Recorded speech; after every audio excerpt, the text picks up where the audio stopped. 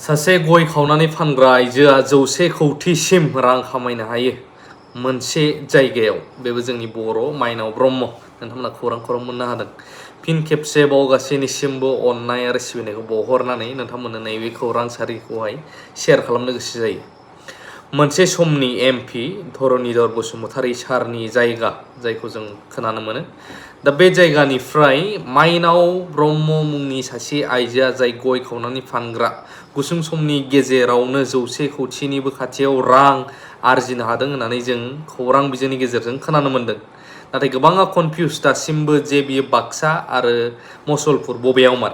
मानो होनब्ला बाक्सानि सिङावनो मसलपुरा दङ। दिनैनि दिनाव गोबांथार इन्टेलेक्चुएल गोरों सुबुंफोर थानायनि उनावबो बैफोरबायदि जोंनि बर' मैखोम जायगाफोरावहाय माखासे सुबुंनि फाव फान्दायनाय आरो ट्रेडिं कम्पानिनि लबालब देखायनायाव दिनै माखासे मानि गोरों सुबुं इन्टेलेक्चुएल थाग्रा जायगायावबो माखासे सुबुङा बैफोरबायदि सुबुंनि आखायाव बुलि जानांदों बा दान जानांदों। जायनि जाउनाव दिनैनि दिनाव गोबाङा दावराव खालामदों, गोबाङा स्टेटमेन्ट होदों। माइनाव ब्रह्मआ इसिखिनि, आंनिफ्रायबो इसिखिनि लादोंमोन, उमुगा इसिखिनि 7 lakhsनो मानो जों खौरांनि गेजेरजों फोरमायनायखौ नुनो मोन्दों।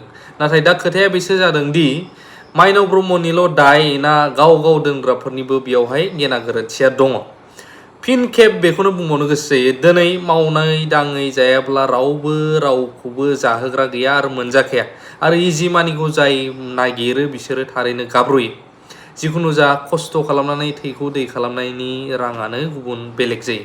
दा बिनि गेजेरावबो मावाबा दाङाबा रावबो मोनजाखाया। अब्लाबो आं नैबे खौरांखौ नोंथांमोननो होनो गोसो जायो बा बुंनो गोसो जायो। आं खावलायनोसो सानो जोंनि दिनै मानगोनां, बयजोंबो मिथिजानाय, अनसायजानाय मानाव गेदेर CM अफ BTR बा BTC प्रमद बर' सार, बिथाङा जोंनि थाखाय मोजां खामानि मावनो समा बांसिननिफ्राय बांसिन सफैगासिनो दं। मानो होनोब्ला गोबांथार दाब जायगानि दिल्ली, मुम्बाइ, कलकाता, गोबां जों खोनायो बिहार बायदि जायगाफोरनिफ्राय जोंनियावहाय कन्ट्रेक्टरफोर फैनानै जोंनि मोजां स्किमफोरखौ लादों, खामानि मावदों। नाथाय जोंनि लकेलनि फैसा थानांगौआ, लकेलाव थानांगौआ गुबुन जायगायाव थांदों। बेखौ दावराव खालामनायफोरखौबो जों सम नुबोबाय थादों। दा बिनि गेजेरावनो बेखौसो फोरमायनो गोसो जायो, मानगोनां प्रमद बर' सारा जोंनि लकेलिटिनि लाइमोनफोर आरो जायफ्रा न'खर खुंनायफोर, बैसोर बायदिनो जोंनि मोननांगौ खामानिफोरखौ राननानै होनांगौ।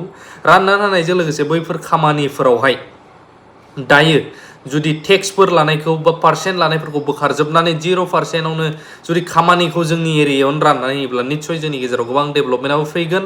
प्लास जायफोर लाइमोनफोरा बेखार जानानै दं, गोबांथार बेफोरबायदि ट्रेडिं एप्स बायदि एप्सफोरावहाय गबफबनानै दं, बैफोरबो एसे एनै जोंनि गेजेरावनो गभर्नमेन्टनि थ्रुयै स्कपफोर मोनोब्ला निस्सय माखासे मानिया खमायगोनखौ जों नुहुरो। बेनिखायनो खावलायनाय जे मानगोनां प्रमद बर' सारनिसिम जे बिथां सारा जाहाथे बैफोरबायदि खामानिफोरखौ गुबुन जाथिफोरनो होआलासिनो 0% जेबो कमिसन लायालासिनो खामानिफोरखौ रायजो राजाफोरनो राननानै होयोब्ला निस्सय बैफोर रांफोरजों गोबांथार न'खरफोरा, गोबां रायजो राजा बा गोबां जोंनि समाजाव थानायफोरनि माखासे बेखार लाइमोनफोरा निस्सय अनसुंथाइफोरखौ मोनगोन आरो गोबां मोजां खामानि सोलोंनो हागोन होननानै आं सानो।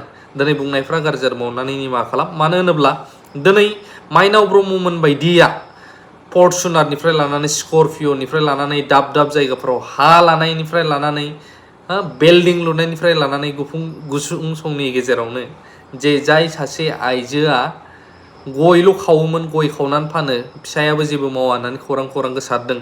बैफोरबायदि सुबुंजोंहाय लबालब देखायजानानै ट्रेडिं कम्पानियाव जायफ्रा इनभेस्ट खालामदों, बेयाव माइनाव ब्रह्मनिल' दाय दं ना गुबुन बै जायफ्रा लबजों इनभेस्ट खालामदों, मिथिखानानैबो बेफोरबायदिया जोरा, बैसोरनिबो दाय दं?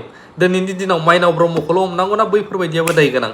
अननानै बेखौबो नोंथांमोना कमेन्ट खालामगोन होननानै खावलायो। बुंनायफ्रा गोरोन्थि जादोंबा अननानै निमाहा खालाम। बेखिनियावनो आंनि सुंद' बुंफुरलुखौ फोजोबनाय जाबाय। थेंक इउ भेरि माच फर वाचिं। लाभ इउ अल।